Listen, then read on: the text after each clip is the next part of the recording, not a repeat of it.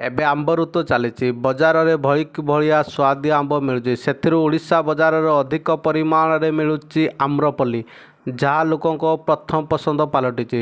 ଓଡ଼ିଶାର ଗଞ୍ଜାମ ଜିଲ୍ଲାର 10,000 ହେକ୍ଟର, କଳାହାଣ୍ଡିର 12,000, କେନ୍ଦୁଝରର 12,000, ଖୋର୍ଦ୍ଧା ଜିଲ୍ଲାର 5,000 ହେକ୍ଟର ଏବଂ ମୟୂରଭଞ୍ଜରେ 15,000 ହେକ୍ଟରରୁ ଅଧିକ ଜାଗାରେ ଏହି କିସମର ଆମ୍ବ ଚାଷ କରାଯାଉଛି। ବଲାଙ୍ଗୀର, ବାରିପଦା, ଢେଙ୍କାନାଳ ଆମ୍ବ ଦୁବାଇକୁ ପଠାଯାଉଛି। ଏହିସବୁ ଅଞ୍ଚଳ ଚାଷ ହେଉଥିବା ଆମ୍ବ ଭିତରୁ ଆମ୍ରପଲ୍ଲୀର ଚାହିଦା ବହୁତ ଅଧିକ ରହୁଛି।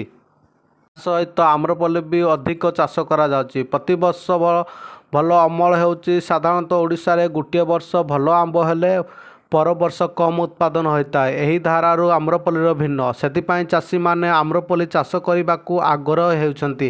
ଓଡ଼ିଶା ବଜାରର ଚାହିଦା 50%ରୁ ଅଧିକ ଆମ୍ରପଲ୍ଲୀର ଉତ୍ପାଦନ ହେଉଛି। ଓଡ଼ିଶାର 3,50,000 ହେକ୍ଟରରେ କିଛି ଫଳ ଚାଷ କରାଯାଉଛି।